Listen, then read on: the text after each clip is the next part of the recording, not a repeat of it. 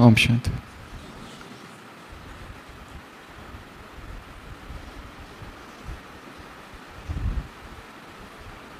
Eighteen 99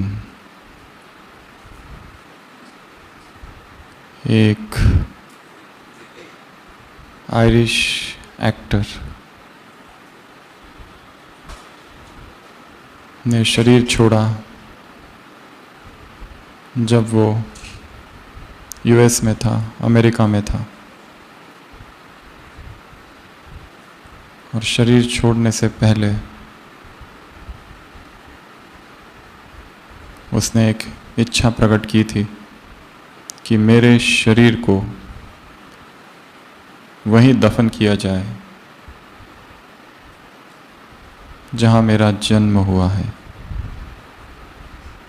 ऐसा उसने 10 साल पहले भी कह के रखा था अपनी वसीयत में, और मरने से पहले भी। चार्ल्स कॉगलैन नाम का ये एक्टर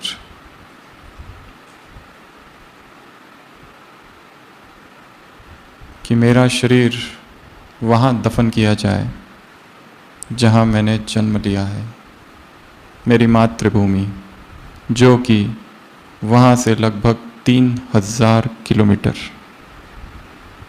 पर वो स्थान था। शरीर छोड़ दिया,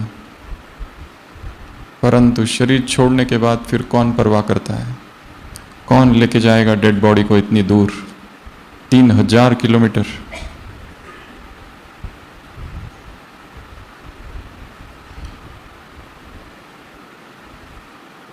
लोगों ने उसके शरीर को उनके धर्म की परंपरा अनुसार कॉफिन में डाला, उस ताबूत में डाला और वहीं पर दफन कर दिया।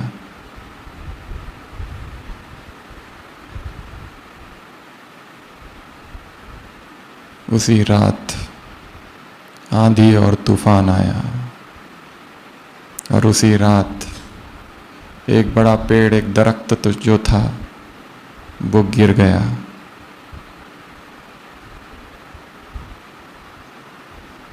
जहां पर उसे दफनाया गया था,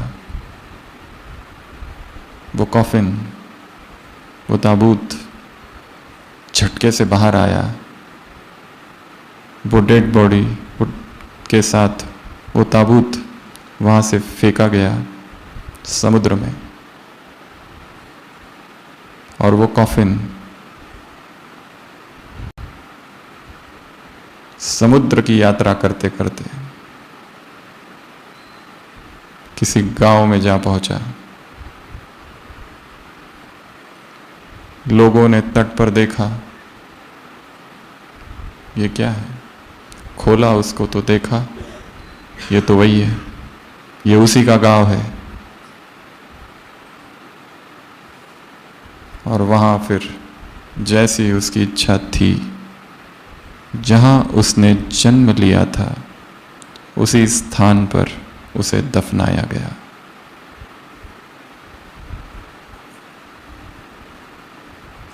क्या संकल्प में इतनी शक्ति है?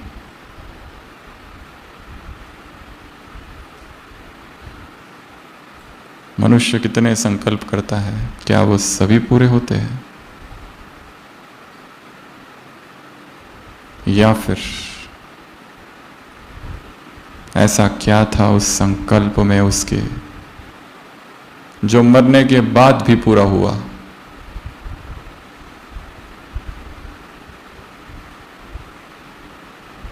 ऐसी कौन सी ऊर्जा थी उस संकल्प में, जिसने दफनाई हुई वो लाश को भी 3000 किलोमीटर की दूरी पर पहुंचा दिया?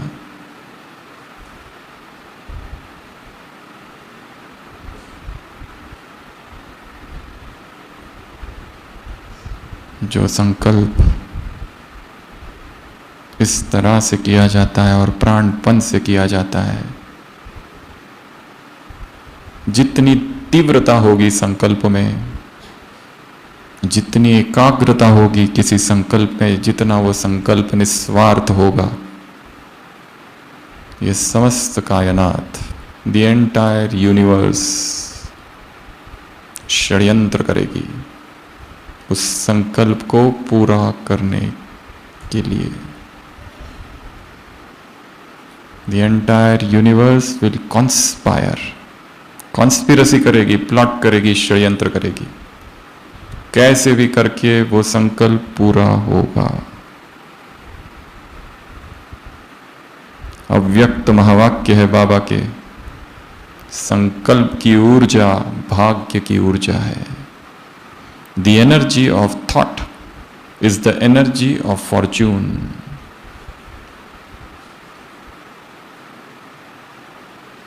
एक संकल्प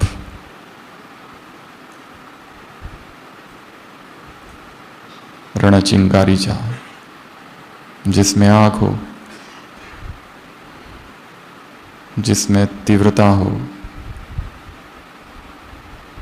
सारी परिस्थितियों को पलटकर वो संकल्प पूर्णता तक पहुंच सकता है।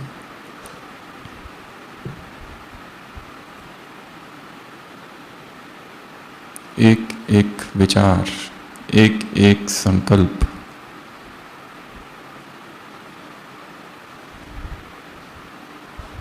शक्ति का स्रोत है।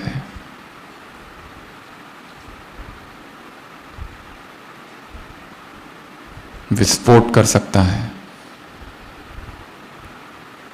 यदि उस संकल्प में इतनी प्यूरिटी हो, यदि उस संकल्प में पवित्रता की ऊर्जा हो। The highest manifestation of power is to become calm. Swami Vivekananda ने कभी कहा है, शक्ति का सबसे बड़ा स्रोत यदि कुछ है तो शांत हो जाना है। The highest manifestation. I shall speak to thee in silence.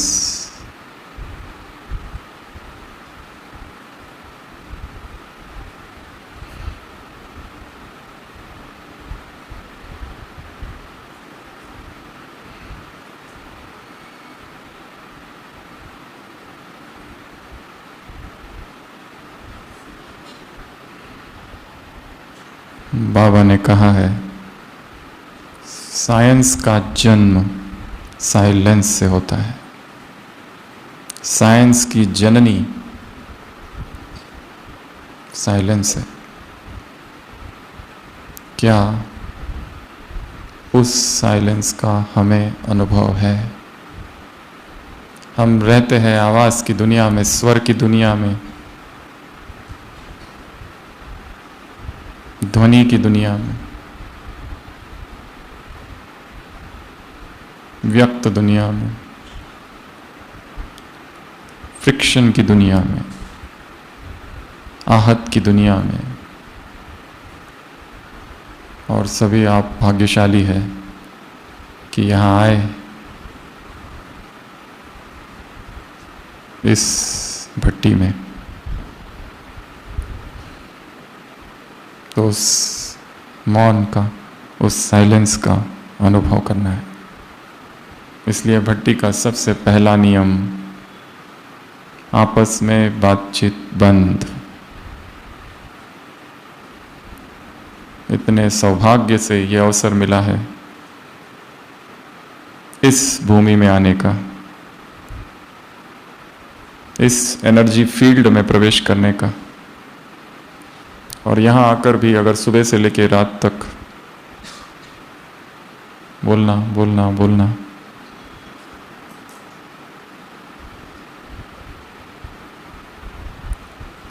तो वो अनुभव कैसा होगा, कैसे होगा जो आवाज से परे है।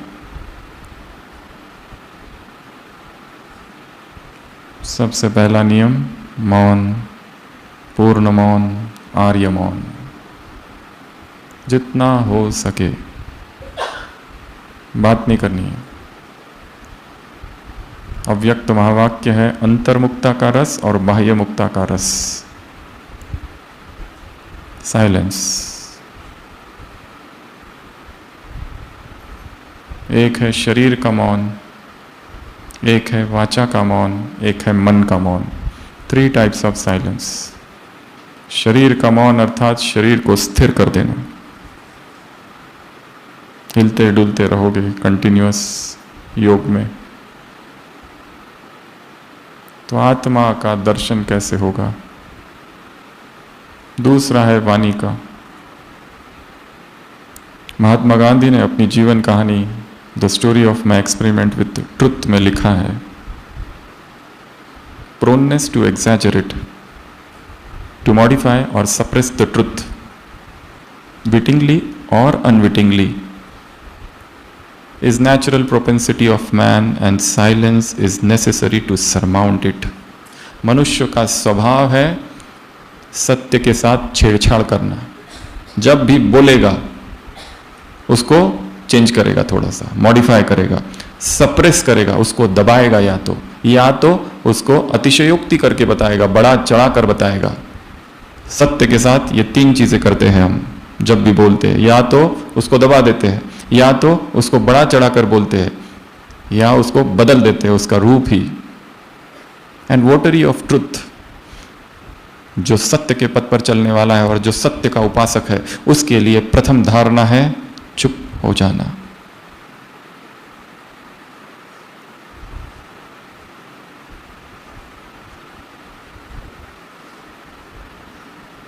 बिना मौन के और बिना एकांत के और बिना अंतर्मुक्ता के और बिना अकेले होए साधना नहीं हो सकती। बाकी सब हो सकता है, सेवाएं होगी, सब कुछ होगा, पर तपश्चर्या का प्रथम सोपान मौन है, चुप हो जाना। तो दूसरा मौन है वाचा का, और तीसरा है मन का, जो कि स्वतः घटित होता है। फिर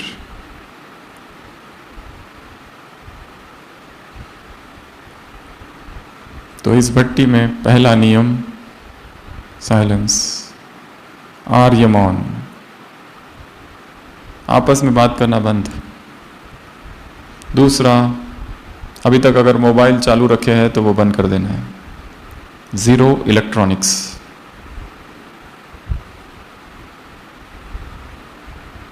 और तीसरा, लॉकडाउन। इस परिसर में, इस कैंपस में अपने आप को कैद कर देना है। इससे मिलूं, उससे मिलूं, इससे बात करूं, उससे बात करूं, नजर नीचे, नजर नीचे, डाउन कास्ट आइज। जहां आंखें जाएगी वहां शक्ति भागती है। Wherever the vision goes the energy flows. चलते चलते पोस्टर देखा, उसका चिंतन, चलते चलते व्यक्ति को देखा, उसका चिंतन। कुछ भी जहां जहां हम देखते हैं वहां ऊर्जा भागती है। हमें अपनी शक्ति को प्रिजर्व करना है।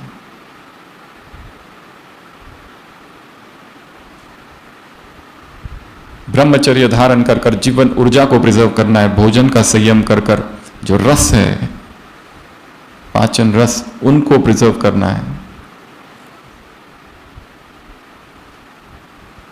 न बोलकर शब्दों को बचाना है। एक एक शब्द में ऊर्जा होती है। एवरी वर्ड कैरीज प्राणिक energy and every words not spoken conserves energy. सारा खेल एनर्जी कल्टीवेशन का है, ऊर्जा का संरक्षण करना है। शक्तियां जमा करना संगम युग का लक्ष्य है। स्पिरिचुअल पावर्स,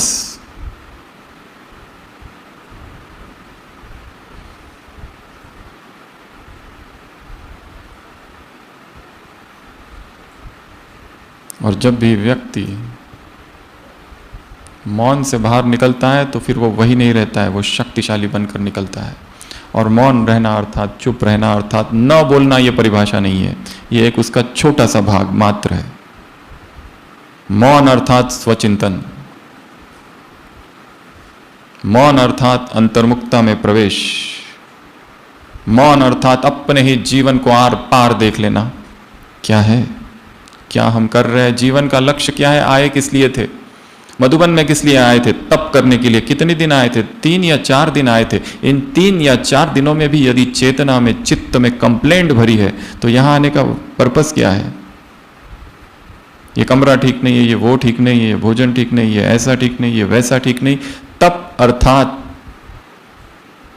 सहना।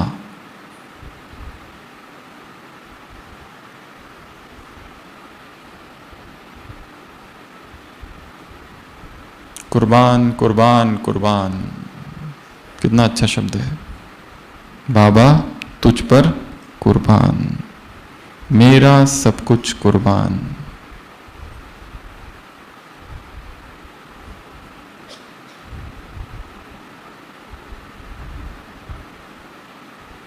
इसलिए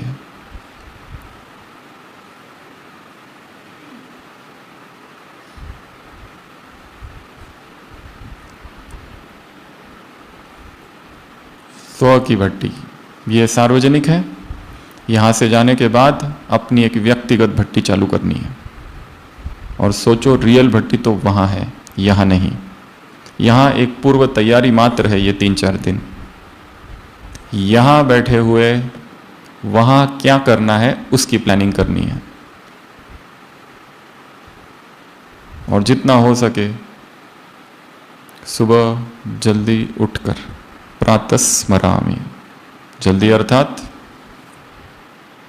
3:30 से पहले, बिटवीन 2 and 3:30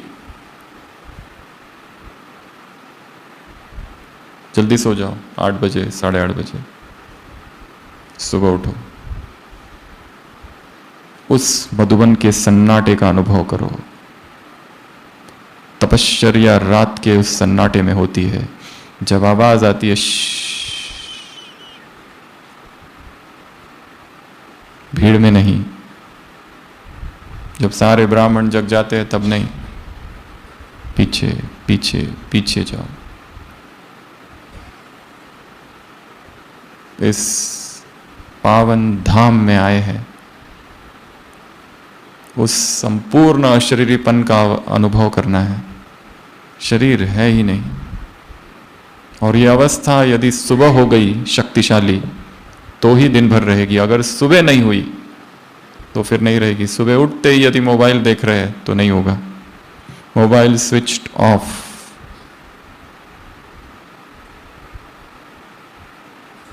जो लोग केवल कारोबार में हैं उनके लिए ठीक है, बाकी यहाँ 2-3 दिन के लिए आए हैं।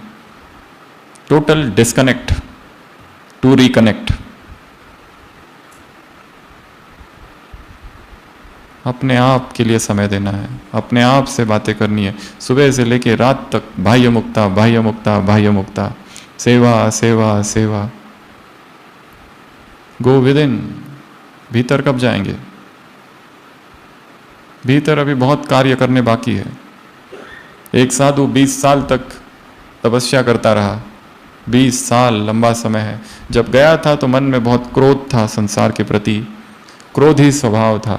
20 साल में इतना शांत हो गया, इतना शांत हो गया, चित्त इतना शांत कि उसे लगा अब मेरे नीचे जाने का समय है। संसार में जाऊं, लोगों को कुछ सिखाऊं अध्यात्म। जो मैंने अशरीरीपन के अनुभव किए हैं, शरीर के बाहर जो सत्य है उसका अनुभव किया है। और अब तो मैं इतना शांत हो गया हूं, इतना शांत। वो नीचे उतरता है। गांव है, मेला लगा हुआ है, मेले में प्रवेश करता है और मेले में अचानक कोई उसके पैर पर पैर रखता है और उसे वापस से क्रोध आ जाता है। वो सोचता है व्हाट इज दिस। 20 साल में एक बार भी क्रोध नहीं आया। 20 साल में लगा कि क्रोध नष्ट हो गया है। अचानक वह संस्कार फिर से लौट आया, एक क्षण में लौट आया। अभी बहुत कार्य करना बाकी है। जहां रग रग में काम विकार भरा है जन्म जन्म का, वो केवल एक प्रतिज्ञा से नहीं जाएगा।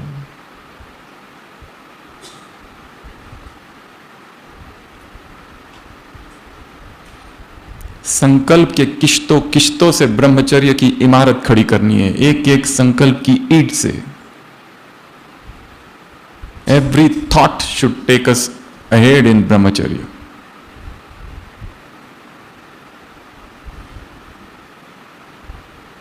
तो कितनी साधना, कितनी तपश्चर्या, और तपश्चर्या आंतरिक है, वो बाहर से नहीं दिखती है। किसको क्या पता हम क्या कर रहे हैं भीतर से, कौन से विचार चल रहे हैं, बंद कमरे में दरवाजे बंद, खिड़कियां बंद, मोबाइल हाथ में, और क्या देख रहे हैं, किसको पता? Who knows? यहां किसी को दिखाने का कुछ है ही नहीं, यहां किसी को कुछ बताने का है ही नहीं, यहां कौन सा आडंबर चलेगा?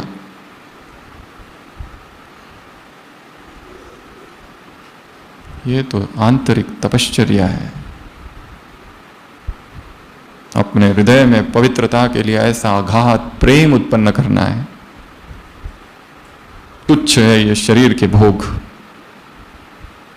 तुच्छ है ये शरीर।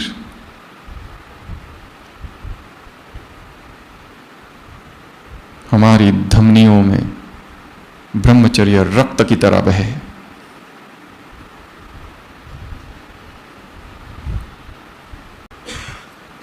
आज के इस सत्र में हम मौन को चिकित्सा के रूप में देखेंगे, साइलेंस थेरेपी।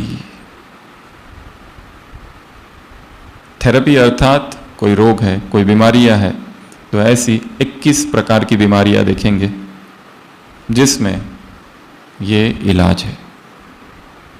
और ये 21 के 21 रोग बड़े कठिन, नासूर, टफ है।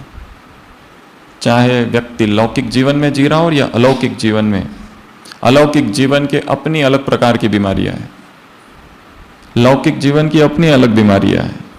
यहां के अलग बंधन है, वो अज्ञान की नींद है, यहां ज्ञान की नींद है। उससे भी इधर की नींद से जगाना कठिन है।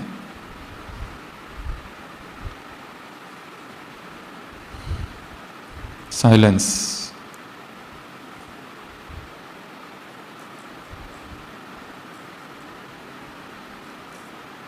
यहां से जाने के बाद अपना व्यक्तिगत प्रोग्राम बनाना है। 1 दिन का साइलेंस, कभी 3 दिन का साइलेंस, अपना सब कुछ देखते हुए, सेवाओं को देखते हुए।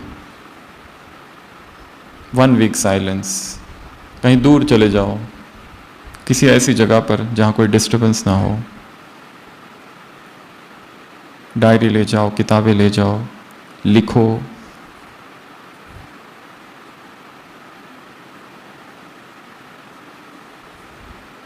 अपने योग के चार्ट को 12 घंटे तक ले जाना, बैठा हुआ।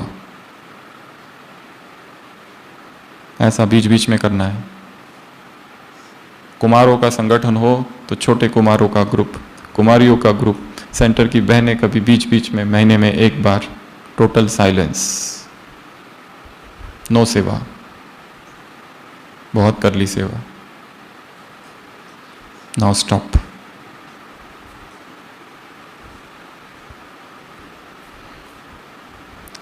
No class, nothing. ये क्लास भी क्या है? एक चिंतन की धारा है, उसमें से जो जो अच्छा लगे वो ले लेना, तुरंत धारण करना, अभी के अभी संकल्प करके। जो लगे कि ये मैं नहीं कर रहा हूं, मुझे करना है। कितना समय लगता है परिवर्तन के लिए? 1 सेकंड मात्र। चोट चाहिए परिवर्तन के लिए, सांत्वना नहीं, कंसोलेशन नहीं, प्रशंसा नहीं। चोट, दंडे।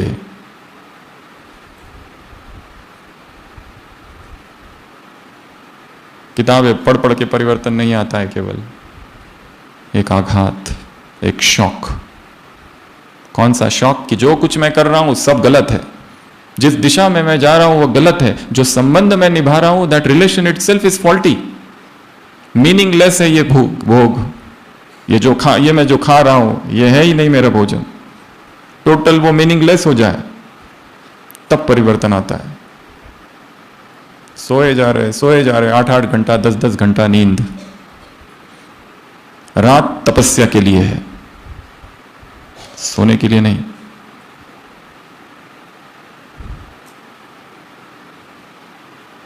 पहला रोग, एंजाइटी डिसऑर्डर। एंजाइटी अर्थात बेचैनी, अचानक घबराहट। अभी अभी बैठे हैं, अचानक घबराहट, हॉस्पिटल भागो, सारे रिपोर्ट नॉर्मल।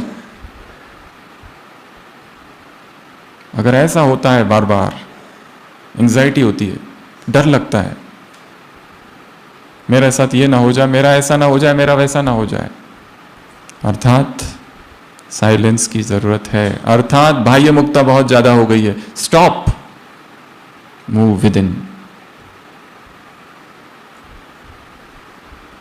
क्यों होती है ये एंजाइटी, क्यों होती है बेचैनी, घबराहट हो जाती है अचानक से? हम वो शरीर की बीमारी की बात नहीं कर रहे, मन की बात कर रहे हैं।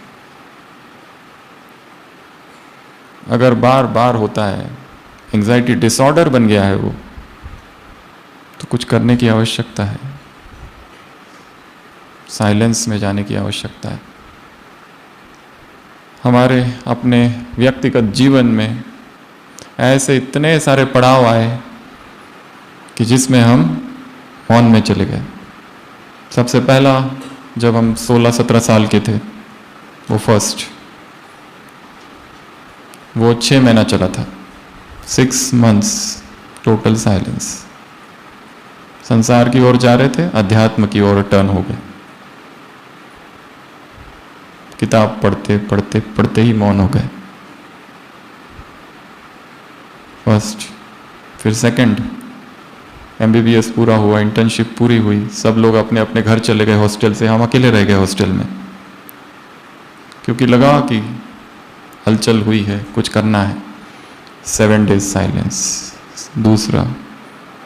तीसरा, इंटर्नशिप पूरी हो गई, फिर और कहीं गए, PG की प्रिपरेशन करने लगे, और PG प्रिपरेशन करते करते ही तीसरा साइलेंस आ गया।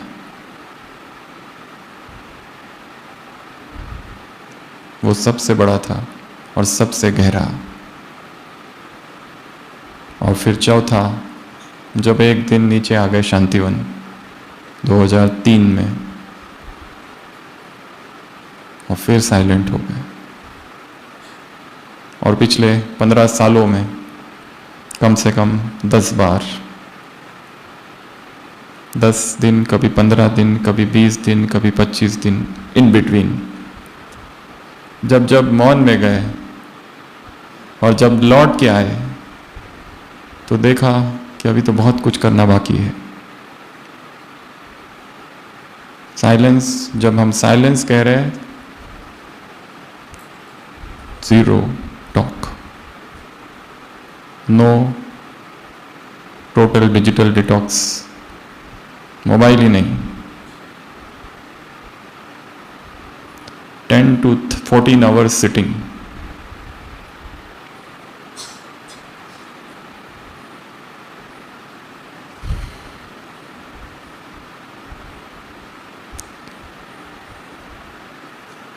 हमें अपनी चिकित्सा करनी है, चीरा लगाना है यहाँ, क्योंकि जन्म जन्म के रोग है। सब कुछ ठीक चल रहा है, सब प्यार करने वाले, फिर भी अचानक एंजाइटी क्यों हो जाती है? क्यों अचानक लगता है घबराहट सी, भय सा? दूसरा, ये पहला रोग है। अगर ऐसा हो रहा है तो there is a need for silence.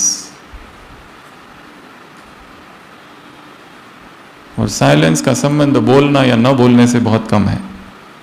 कोई व्यक्ति बोल रहा है फिर भी साइलेंट है, क्योंकि साइलेंस वो केंद्र है, और वो सर्कल जो है, उसकी जो परिधि है, सरकमफरेंस, उसमें सब कुछ है, सेवाएं, बोलना, संबंध, रिश्ते, ड्यूटीज।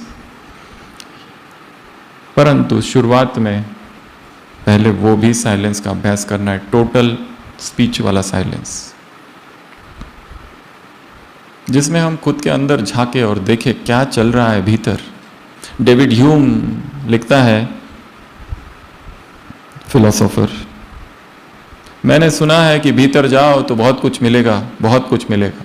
मैंने भी प्रयत्न किया, मैं भीतर गया, मुझे अंधकार के सिवा कुछ भी नहीं मिला। भय, घबरा गया मैं तो भीतर देखकर। इससे तो अच्छा भीतर जाना ही नहीं, बाह्यमुखी रहो। आपने कुछ लोग देखे होंगे, उन्हें कोई ना कोई चाहिए बोलने के लिए। अगर किसी एक कमरे में बंद कर दिया जाए, नो मोबाइल नथिंग, क्या होगा? बेचैनी बेचैनी बेचैनी। कोई चाहिए जिससे बात करूं कुछ करूं। ट्रेन में लोग देखे होंगे ना, सफर करते हैं, सामने वाला बोलचाल चालू करता है, फिर कहाँ जा रहे हो, क्या करते हो, चालू। चुपचाप नहीं बैठ सकते, कुछ ना कुछ करेंगे। बैग की चेन खोलेंगे, उसको देखेंगे, फिर बंद करेंगे, फिर ऊपर का सामान नीचे, नीचे का सामान ऊपर, फिर खिड़की से देखेंगे, फिर इससे साथ बात करेंगे, फिर जो कुछ बेचने वाला आते हैं उसको पूछेंगे। कुछ तो कुछ बेचैनी है। क्यों? क्योंकि अंदर घबराहट है। बुद्ध का पुतला कैसा है? शांत। महावीर का पुतला कैसा है? शांत। बेचैनी नहीं है, उनको किसी से कुछ बात भी नहीं करना है, अनलेस स्पोकन टू। दूसरा है बर्नआउट। दूसरा है बर्न आउट सिंड्रोम। यह क्या होता है? लंबा समय अगर कोई एक पर्टिकुलर हम सेवा करते रहे तो फ्रस्ट्रेशन उत्पन्न होता है। वही दिनचर्या, सुबह उठ रहे, अमृत वेला कर रहे, फिर मुरली सुना रहे, फिर ये कर रहे, फिर मुरली सुन रहे, फिर ये कर रहे, फिर सेवा कर रहे, फिर शाम का कर रहे, सेम। लंबा समय कोई भी सेवा करो तो बर्न आउट होता है, फ्रस्ट्रेशन हो जाता है, कुंठा उत्पन्न होती है। हर व्यक्ति को ब्रेक चाहिए, श्वास लेने के लिए स्पेस चाहिए एक।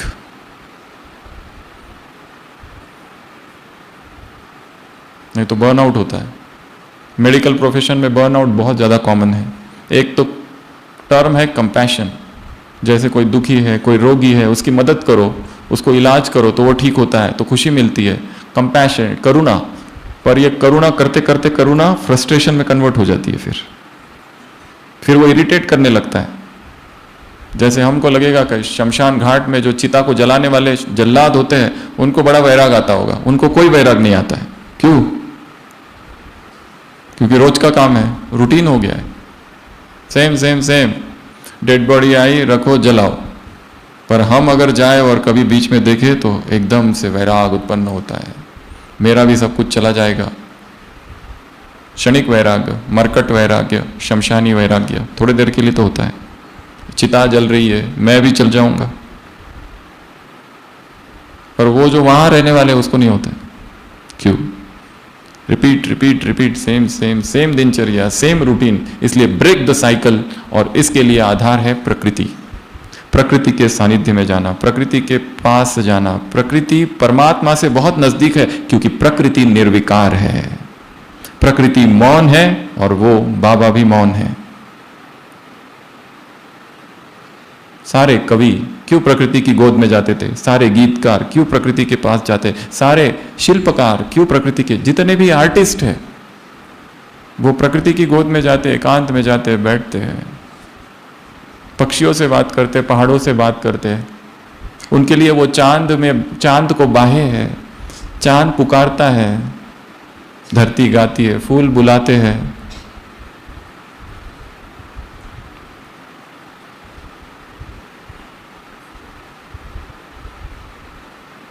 क्योंकि जितना प्रकृति के नजदीक जाएंगे मन शांत होगा। लोग वॉकिंग पर जाते हैं, पर 2 लोग जाते हैं और बातें करते करते जाते हैं। माउंट आबू हिल स्टेशन है, लोग यहाँ घूमने आते हैं, और जितने भी साइट्स है, टूरिस्ट प्लेसेस है, वहां जाके क्या करते हैं? फोटो निकालते फटाफट और चले। प्रकृति को तो देखा ही नहीं, उन झरनों को तो देखा ही नहीं, उस बारिश का तो अनुभव ही नहीं किया। उन पहाड़ों को, पेड़ों को, झरनों को स्पर्श करो, उसको फील द एनर्जी। सब में प्राणिक ऊर्जा भरी है। बारिश की एक एक बूंद में प्राणिक ऊर्जा समाई हुई है। Feel the energy, feel the silence. कल कल निनाद करते झरने, पहाड़, नदियां। आप कहेंगे हमारे शहर में ये सब है ही नहीं, तो है नहीं तो जाओ ढूंढो। पोल्यूटेड शहर से बाहर निकलना है,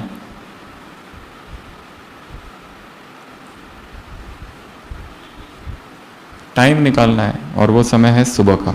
छत पे चले जाओ, बैठो, किताब लो, लिखो।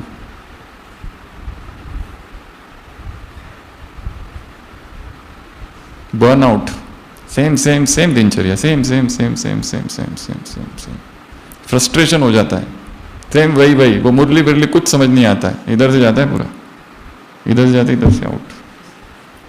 बाप आए हैं तुम्हें स्वर्ग की बादशाही देने, काम महाविकार है, काम महाशत्रु है, आदि मध्य अंत दुख दे, तुम्हें दिव्य गुण धारण करने हैं, तुम्हें किसी को दुख नहीं देना है, आन मिलो सजना, सो जा राजकुमारी, बचपन के दिन भुला ना देना, आत्मा समझ के बाप को याद करो, देह सहित देह के सारे संबंधों को भूल।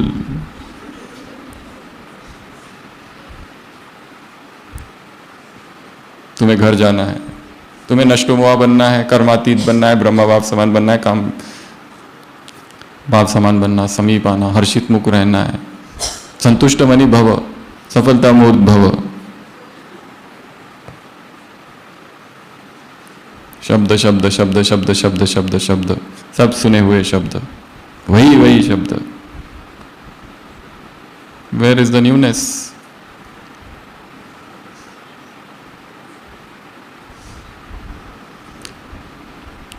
तो दूसरी बीमारी है बर्नआउट, तीसरी बीमारी है chronic fatigue syndrome, CFS। Chronic fatigue syndrome ये एक ऐसी बीमारी है जिसमें पेशेंट कहता है मेरे शरीर में थकान ही थकान है, और रिपोर्ट में कहीं कुछ नहीं आता, किसी भी रिपोर्ट में कुछ भी नहीं, सारे रिपोर्ट ठीक, B12 ठीक, विटामिन ठीक, लीवर ठीक, कोलेस्ट्रॉल ठीक, सारा ठीक, MRI करा लिया, एंजियोग्राफी करा लिया, वो भी नॉर्मल, सब कुछ नॉर्मल, रिपोर्ट में कहीं कुछ नहीं, और थकान हमारी इतनी है कि यहां से वहां तक नहीं चल सकते, सांस फूलता है, ऐसा होता है। क्रॉनिक फटीग सिंड्रोम बोलते हैं इसको। और ऐसा नहीं कि पोस्ट पेशेंट नाटक कर रहा है, ढोंग कर रहा है, सही में होता है, उसको रियल है वो। ये अपने आप में एक टर्मिनोलॉजी है मेडिकल में, इसकी ट्रीटमेंट है बहुत सारी, मेन ट्रीटमेंट तो माइंड की है। ये जो थकान उत्पन्न हुई है, कहां से उत्पन्न हुई है? ऊपर से कुछ भी नहीं है, ऊपर सब ठीक है, शरीर बहुत अच्छा है, पर शरीर में थकान है, बस भयंकर थकान।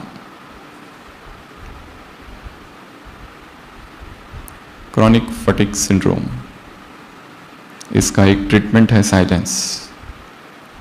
जरूर कुछ तो है मन में, कुछ दबा हुआ है, कुछ छिपा हुआ है, कुछ दमन हुआ है, रिप्रेशन हुआ है, सप्रेस किया है कुछ तो, कोई इच्छा, कोई कामना, कोई तृष्णा, कोई क्रोध, कोई घृणा, कोई ईर्ष्या, इसने मेरे साथ ये किया, वो छिपा है, और अब वो शरीर के तल पर प्रकट हो रहा है, फटीग के रूप में, थकान के रूप में,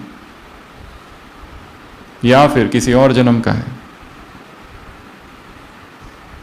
तो ये बीमारियों के लिए चिंतन चाहिए, इन बीमारियों के लिए एकांत चाहिए, इन बीमारियों से मुक्त होने के लिए मौन चाहिए, मौन चिकित्सा चाहिए। कोई कितना भी बताए, डॉक्टर के पास जाओ, डॉक्टर क्या कहेगा? सारी रिपोर्ट नॉर्मल है, जाओ घर, या ज्यादा से ज्यादा कुछ इंजेक्शन दे देगा, और क्या करेगा? ये थकान शरीर की नहीं है, मन की थकान है, मन थक गया है, वही करके थक गया है, किसी सूक्ष्म विकार ने थकाया है। विकार थकाते हैं, सुख तो देते हैं पर थकाते बहुत है।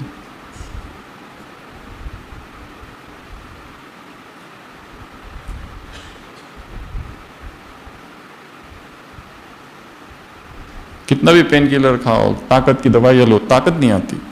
ताकत दो, ताकत, ताकत मन में है।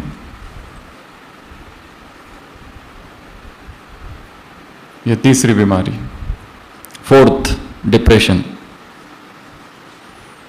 उदासी छाई रहती है हमेशा, कुछ करने की इच्छा नहीं होती है, कुछ खाने की इच्छा नहीं होती, या बहुत खाने की इच्छा होती है, या सोने की इच्छा होती है, या सोना ही नहीं होता, या फिर मरने के विचार आते रहते हैं।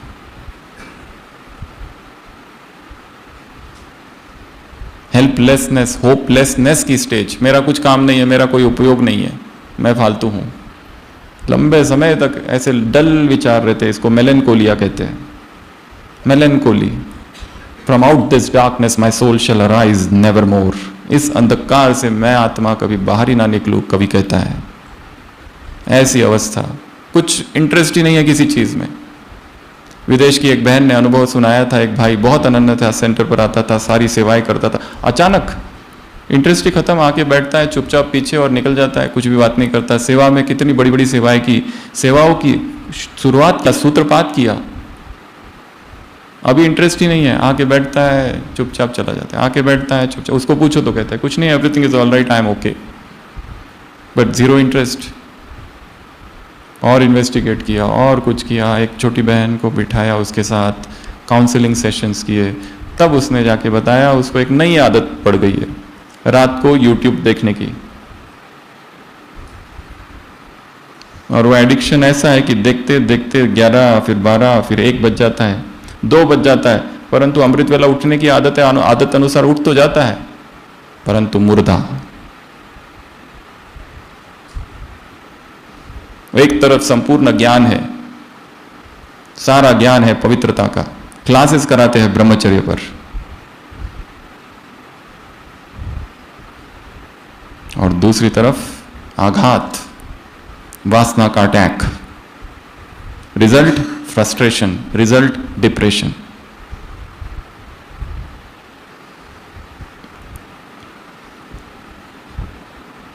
पर यह डायग्नोसिस तो होना चाहिए ना,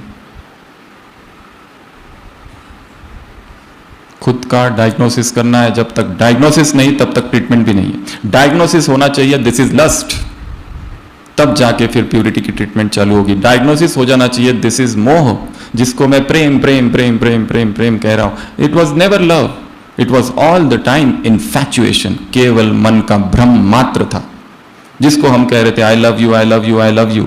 वो आई लव यू कभी था ही नहीं, भ्रम था मात्र, मेरे मेरे मेरे कह रहे थे। डायग्नोसिस इटसेल्फ इज रॉन्ग, व्याकरण में त्रुटि है, संज्ञा बदलने की आवश्यकता है। जिसे प्रेम समझ रहे थे वो प्रेम था ही नहीं, मोह था, वो वासना थी, विकार थे, अटैचमेंट थी, मेरा ये मेरा वो मेरा वो। क्या मेरा, कौन सा मेरा, किसका मेरा? इस भट्टी का लक्ष्य है अपना डायग्नोसिस करना पहले तो, क्योंकि रॉन्ग डायग्नोसिस में चल रहे हैं। मेरा सब कुछ ठीक है, हम बहुत खुश है, खुश कभी थे ही नहीं। वो खुशी दुख को छुपाने का आडंबर था, एक आवरण मात्र, नकाब, खुशी का नकाब पहन के घूम रहे हैं। अंदर दर्द है, अंदर पीड़ा है, अंदर वेदना है, संताप है। डायग्नोस मुरलियों में आता है ना, पहले मानो कि तुम्हारी दुर्गति हो गई है तब सदगति होगी। मानते ही नहीं, संसार के लोग कहते हैं उनको कहो जाके तुम पतित हो, मानते हो क्या? मानते नहीं, मानते, गुस्सा करते। यहां खुद को समझाना है मैं गिर चुका हूं, now I want to rise. और वो किसी भाषण सुनने से नहीं होगा, हाँ, उसके लिए शॉक चाहिए, झटका चाहिए और साइलेंस चाहिए। तो चौथा, डिप्रेशन, उदासी के विचार आते हैं, क्यों आते हैं, कहां से आते हैं? उसकी जड़ों तक जाओ। जरूर कोई इच्छा है जो पूरी नहीं हुई, कोई अपेक्षा है, कोई एक्सपेक्टेशन है, बड़ों से, छोटों से, लौकिक से, अलौकिक से, यज्ञ से, एडमिनिस्ट्रेशन से, जो पूरी नहीं कर रहे, एंड द रिजल्टेंट फ्रस्ट्रेशन। अगला, ईगो इन्फ्लेशन, अहंकार अहंकार अहंकार अहंकार, मैं ये करता हूं, मैं वो करता हूं, मैंने ये किया, मैंने वो किया। इतना अहंकार, स्वयं के होने का अहंकार। यदि हमारा कोई परिचय दे और वो उसमें ये ना जोड़े कि इतने साल से ज्ञान में है, तो दुख होता है।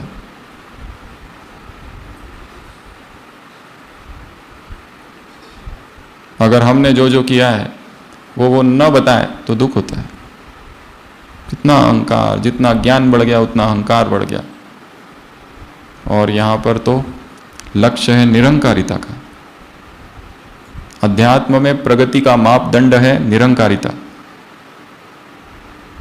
किसने कितनी उन्नति की है, कितने सेंटर खोले, कितने कुमारों को तैयार किया, कितनी कुमारियों को तैयार किया, कितने प्रोग्राम्स किए, कितनों का कोर्स कराया, कितनी मुरली सुनाई या सुनाए, कितने क्लासेस कराए, कितने लेक्चर्स दिए।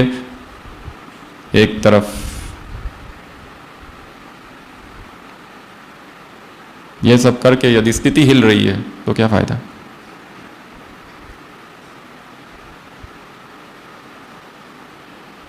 Ego inflation. मौन में जाओ और अपने आप को ही देखो। ये जो मैं करते रहता हूं, ये कौन है? मैं कौन हूं का उत्तर मैं आत्मा हूं नहीं है, ढूंढना है। ये तो खोज है एक, हु एम आई। ये जो विभक्त हो गया, इतनी चीजों में बढ़ गया हूं, मैं कौन हूं। अगला गैस्ट्राइटिस, आईबीएस, एक बीमारी है अंग्रेजी में, मेडिकल में, जिसको कहते हैं इरिटेबल बाउल सिंड्रोम, जहां पेशेंट इतनी बड़ी फाइल लेकर आता है जिसमें ढेर सारी इंडोस्कोपी, कोलोनोस्कोपी, सब कुछ हो गया है, फिर भी या तो कब्जी या तो डायरिया। जब भी माइंड में डिस्टर्बेंस होता है डायरिया होता है, जब भी माइंड में डिस्टर्बेंस होता है कब्जी होती है। IBS is a psychosomatic disorder. दवाइयाँ लेते ही रहते, कभी आयुर्वेदिक लेते, कभी होम्योपैथी लेते, कभी ये लेते, कभी वो लेते। IBS is an international disorder, irritable bowel syndrome, और उसका स्ट्रॉन्ग कनेक्शन यहां है साइकोलॉजिकल। जैसे ही स्ट्रेस हुआ डायरिया चालू, वो एस्केप मेथड है एक। हाँ, दवाइयाँ है उसके लिए, अगर किसी को ये बीमारी है तो हम लोग दवाइयाँ भी देते हैं और उससे ठीक भी होते हैं, बट रियल इलाज इधर है। यहां जरूर कुछ है जो कॉम्प्लिकेटेड है, जो उलझ गया है, गांठें बंध गई है, उन गांठों को खोलना है। सम साइकोलॉजिकल डिस्टर्बेंस है, उसका रिजल्ट है वो। अगला हाइपरटेंशन। हाइपरटेंशन केवल यही हाइपरटेंशन नहीं, उसका बड़ा स्ट्रॉन्ग कनेक्शन माइंड से है, स्ट्रेस से है, टेंशन से है। और वो टेंशन स्पिरिचुअल टेंशन, किसी का सब कुछ अच्छा है पर पुरुषार्थ नहीं हो रहा है, इसका भी टेंशन है। सब कुछ कर लिया पर पुरुषार्थ होता ही नहीं। अमृत वेला सब कुछ कर लिया, उठना नहीं होता है, उठते हैं तो नींद आती है। मुरली के लिए सब कुछ किया पर इंटरेस्ट जनरेट ही नहीं होता है उसमें। सेवा करने की इच्छा नहीं होती, कर रहे हैं जबरदस्ती, मर मर के, घसीट घसीट के, दुखी हो के, और अंदर से बाहर से बहुत खुश।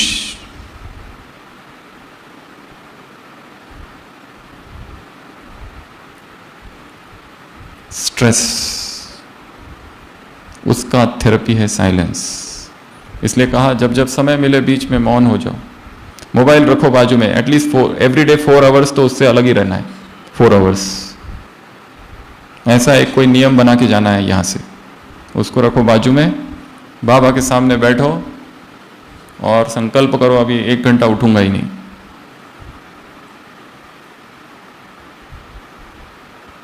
दुखने दो पैरों को, टूटने दो, फ्रैक्चर नहीं होगा बैठे बैठे, कुछ नहीं होगा।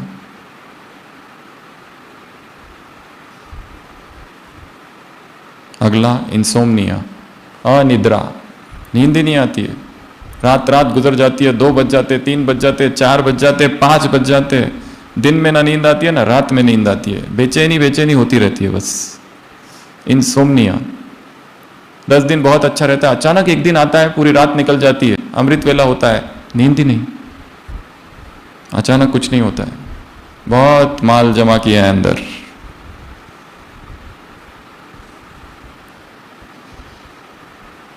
हमें अपनी चिकित्सा खुद करनी है, अपना डायग्नोसिस खुद करना है। दूसरों से मदद ले सकते हैं पर कार्य तो हमें खुद करना है, उस मौन में प्रवेश करके।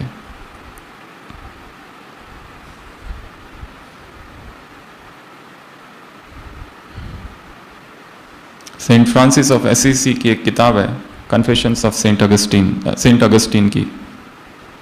उसमें वो लिखता है, पहले वो भोगी पुरुष था, एक शादी होने वाली थी, रोमांस, ये सब, वहां से एकदम से वैराग आ गया, संसार से विरक्त हो गया और प्रभु की राह में चलने लगा।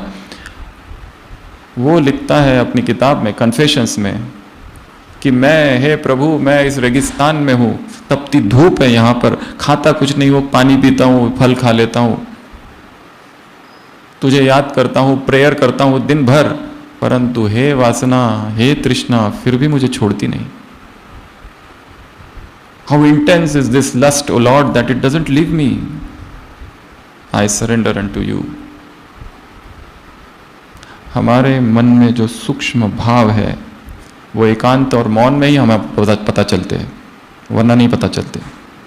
वो दबे रहते हैं अंदर, ज्ञान में आने से पहले के, ज्ञान में आने के बाद के, सब मिक्स्ड। स्वप्न में कुछ के कुछ दिखता है, उल्टा पुल्टा। कहाँ से आ रहा है? माइंड से। इसलिए कहा कि यहाँ हो जब तक मधुबन की इस भूमि में, इधर उधर किसको देखना ही नहीं है, कौन क्या कर रहा है किसी से कोई लेना देना नहीं। इतना अंदर काम पड़ा हुआ है, कितनी प्लानिंग बाकी है। वहां क्या करना है, इसकी प्लानिंग पूरी यहां से करके जाना है। 6 मंथ्स प्लानिंग। सेवाओं में क्या करना है, अमृत वेला क्या करना है, ब्रह्मचर्य का क्या करना है, मुरली का क्या करना है, चिंतन का क्या करना है, मनन का क्या करना है, प्रकृति का क्या करना है, शरीर की ढेर बीमारियां उसका क्या करना है, इतनी दवाइयां चल रही है, पेट का क्या करना है, संबंधों का क्या करना है, इतना तनाव, इतना खिंचाव, इतनी लड़ाइयां सूक्ष्म, कोल्ड वॉर्स। कुछ तो एक रफ प्लानिंग बनानी है हर चीज की। पहले प्रॉब्लम्स की लिस्ट लिखनी है, 1 2 3, I need to work on this. इसका एक अलग प्लान बनाओ। रिलेशनशिप्स, उसका प्लान बनाओ। यहां से जाने से पहले ये सारे कार्य करने हैं, और वहां जाकर भी ये चालू रहेंगे, परंतु थोड़ी प्लानिंग इस पावरफुल भूमि में करके जाना है।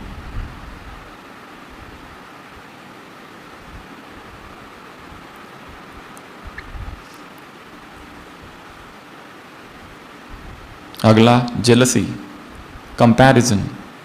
ये भी रोग है एक। अभी अभी कोई नया आया, हमसे आगे जा रहा है, जेलसी होती।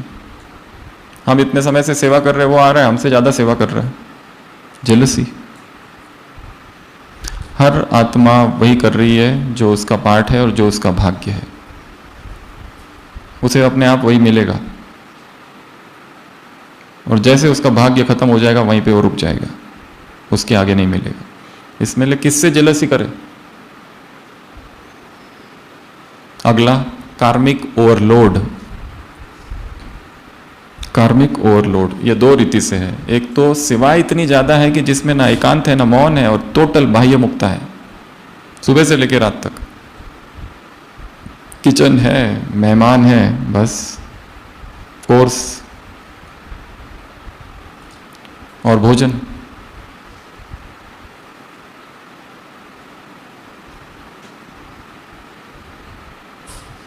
एक तो ये कर्म स्थूल, और एक है सूक्ष्म कार्मिक लोड।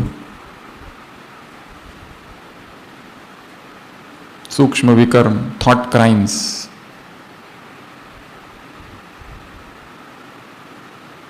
किस किस के लिए हमने क्या क्या बोल दिया, पाप तो बन गया। ये बहन ऐसी है, ये भाई ऐसा है, इसने ये किया, उसने ये किया, हमें क्या पता किसके विषय में। वो सारा जमा होते जाता है, अपडेट होते जाता है ऊपर ऑटोमेटिक। कार्मिक ओवरलोड को समझने के लिए साइलेंस चाहिए। अगला lack of soul consciousness, L. आत्मा बनने का, आत्मा अनुभव करने का कितना अभ्यास है। नुमाश्याम का तो कितने लोग हैं, उनका है ही नहीं नुमाश्याम। उस समय बिजनेस में है, या तो ट्रैवल में है, या तो कुछ और ही कर रहे हैं। 0 नुमाश्याम योग। अमृत वेला भी 4 बजे चालू करते हैं, वो भी हल्का फुल्का।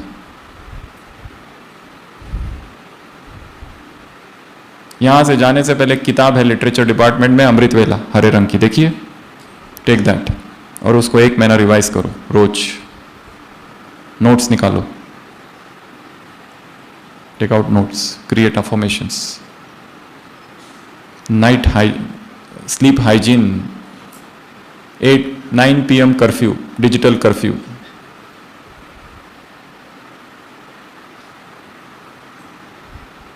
अगला माइग्रेन, भयंकर दर्द, बहुत अटैक आता है माइग्रेन का। कुछ किसी से भी दवाइयों से जाता नहीं, इंजेक्शन, हॉस्पिटल में भागो, इंजेक्शन लो, तब थोड़ा रिलीफ होता है। दवाइयों से कंट्रोल भी होता है, चलती है 6 महीना, 1 साल, 2 साल, कभी ज़्यादा भी। But it has got a strong psychological connection. Triggers होते हैं उसके।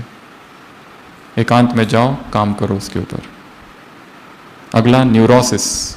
न्यूरोसिस साइकेट्री में 2 बीमारियां, एक न्यूरोसिस, एक साइकोसिस। साइकोसिस जिसमें व्यक्ति रियलिटी से बाहर निकल जाता है, न्यूरोसिस थोड़ा लोअर साइड है, उसका कनेक्शन माइंड से बहुत ज़्यादा है। उसमें ओसीडी आता है, बहुत सारी चीज़ें आती है, हल्का फुल्का डिप्रेशन आता है। इंटरव्यू गए, फेल हो गए, डिप्रेस्ड। एग्जाम दी, फेल हो गए, डिप्रेस्ड। सेवा की, बहुत मेहनत की, कोई आया ही नहीं प्रोग्राम में, डिप्रेस्ड। न्यूरोसिस। घबराना नहीं है, सत्य के मार्ग पर विघ्न सामान्य है। फेलियर विल कम, उससे सीखो और आगे बढ़ो। ऐसा मत समझना कि मेरी सदा सक्सेस ही होते रहेगा। You will fail, learn and move ahead. संसार में फिल्मों के लिए कितना काम करते हैं लोग, कितना खर्चा करते हैं और फिल्म फ्लॉप हो जाती है, फिर क्या करते? चुपचाप बैठते हैं क्या? दूसरी फिल्म के लिए तैयारी चालू। डिप्रेशन में नहीं जाते। यहां गिरना है, संभलना है, गिरो उठो, वापस वापस चलो, move. Past is past, full stop.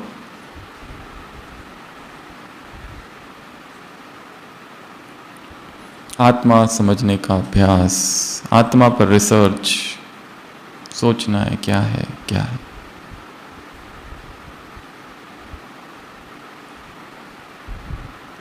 अगला ओबेसिटी है, मोटापा, क्योंकि उसका कनेक्शन फूड के साथ है और फूड का कनेक्शन माइंड के साथ है।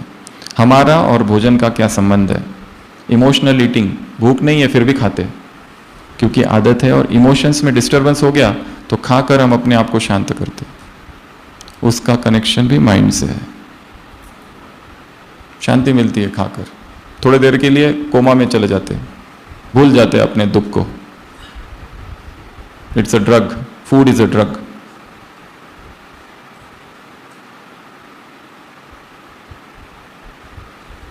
अगला पैनिक अटैक। पैनिक अटैक होता है ना, हर दिन ओपीडी में जितने पेशेंट आते हैं, एक पेशेंट आता ही है कंपलसरी, पैनिक अटैक। क्या? अचानक घबराहट हो रही है, अचानक घबराहट, इतनी ज्यादा घबराहट, इतनी ज्यादा घबराहट कि अभी कुछ हो जाएगा, ऐसे हाथ पैर कपते हैं। और उस एक पेशेंट के साथ में 10 लोग रहते हैं कम से कम, उसको लेके आने वाले। पैनिक अटैक्स क्यों? जरूर बचपन का कुछ है, कोई दर्द है, कोई फ्रस्ट्रेशन है, कोई पीड़ा है, माफ नहीं किया है किसी को। कई सारे लोग ऐसे होते जिन्होंने अपने माँ बाप को माफ नहीं किया है क्योंकि उन्होंने हमारे साथ ये किया।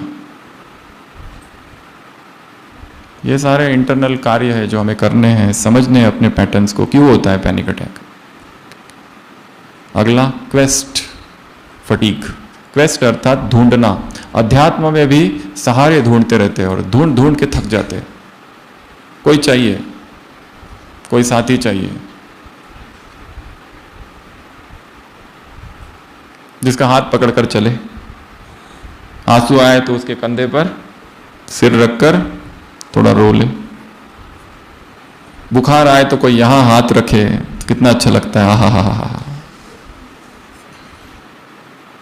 बीमार हो तो गुलदस्ते लेकर आए और पूछे कुछ चाहिए क्या, कुछ बना के लाओ क्या तुम्हारे पसंद का।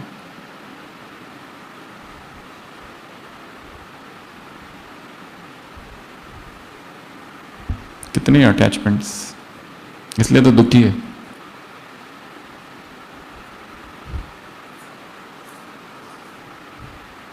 क्वेस्ट खोज है, आध्यात्मिक जीवन में भी सहारे की खोज। इसको सहारा, उसको सहारा, इसके कुछ उसके। दूसरों के शब्दों पर हमारा मूड टिका हुआ है। अगर स्तुति करे तो अच्छा, निंदा करे तो दुख। एकांत में जाकर अपने आप से बातें करना है, ये क्या है, मैं कहां पहुंच गया हूं, क्या इसलिए आए थे यहां पर अध्यात्म में। अगला रेस्टलेसनेस, बेचैनी इन मेडिटेशन। मेडिटेशन करने बैठो तो आधा घंटा भी नहीं बैठ पाते। कौन उठाता है हमको? घड़ी नहीं, अंदर की बेचैनी उठाती है योग से। कोई काम नहीं है, कहीं जाना नहीं है, और उठ के खिड़की से देखो कौन है, किचन में देखो फ्रिज खोल के कुछ है क्या, पानी ही पी लो चलो, पर उठना है बस। इतनी बेचैनी, रेस्टलेसनेस इन मेडिटेशन। अपना डायग्नोसिस करना है, ये है क्यों, और जैसे ही उत्तर मिलेगा ये बेचैनी चली जाएगी। अगला, स्पीच एडिक्शन, बोलने का व्यसन, वर्बल डायरिया। बोलू बोलू बोलू बोलू बोलू, कुछ तो बोलू, नहीं बोलू तो बेचैनी होती है। एडिक्शन है वो भी एक। इसलिए कहा बीच बीच में मौन, बीच बीच में एकांत, बीच बीच में अंतर्मुक्ता। जैसे ही अपनी सेवा ड्यूटी पूरी हो जाती है, आउट, चुप, गो विद इन। अगला, थॉट ओवरलोड, ओवर थिंकिंग। ये हो गया तो वो हो गया तो ऐसा हो गया तो वो हो गया तो ये हो गया तो वो हो गया तो वो हो गया। हुआ कुछ भी नहीं है, पर हो गया तो। ओवर थिंकिंग, स्ट्रेच करना आइडियाज को और दुखी होते रहना, पुरानी बातों को पकड़ के रखना, उसको खींचना, भूलना नहीं और सोचते रहना। Last, unfulfilled desires, unfulfilled cravings. जो इच्छाएं पूरी नहीं हुई है वो बेचैनी करती है। ये टोटल 21 पॉइंट्स सुनाए हैं। सार, प्लानिंग, साइलेंस, नेचर,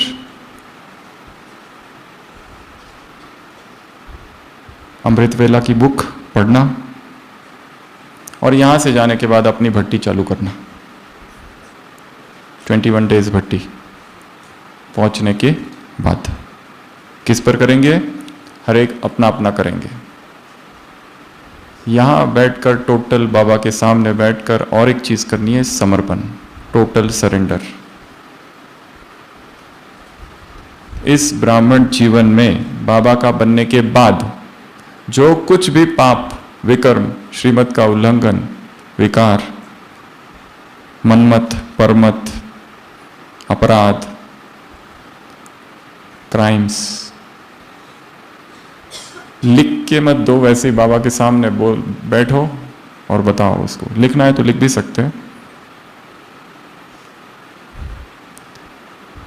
ये भट्टी प्रायश्चित्त की भट्टी है, ये भट्टी पश्चाताप की भट्टी है, ये भट्टी मौन की भट्टी है, ये भट्टी अंतर्मुक्ता की भट्टी है, ये भट्टी आत्मचिंतन की भट्टी है, आत्म मौन की, आत्म निरीक्षण की, आत्म विश्लेषण की, सेल्फ एनालिसिस, रिट्रोस्पेक्शन, इंट्रोस्पेक्शंस। इसलिए जब तक यहां है, बात करना भी पड़े तो थोड़ा बहुत बात करो, और अगर हो सके तो लक्ष्य रखो 100% साइलेंस का। कुछ नहीं करना है, खाना खाओ, थाली में देखते हुए खाओ, बस इधर उधर देखना ही नहीं, इसने क्या किया, उसने क्या किया, इसकी थाली में 2 गुलाब जामुन, मेरी थाली में 1 क्यों, इसकी थाली में नई सब्जी है, उसकी थाली में ये। तुमको क्या करना है, या वो देखने आए हो, जस्ट फोकस्ड। डायरी, हाँ, एक डायरी राइटिंग, एक डायरी खरीद लो अगर नहीं है तो, उसमें अपना दिनचर्या लिखो, अपने अनुभव लिखो, दैट विल हेल्प। तो सभी स्थिर बैठेंगे, डायरी, पेन, पेंसिल बाजू में।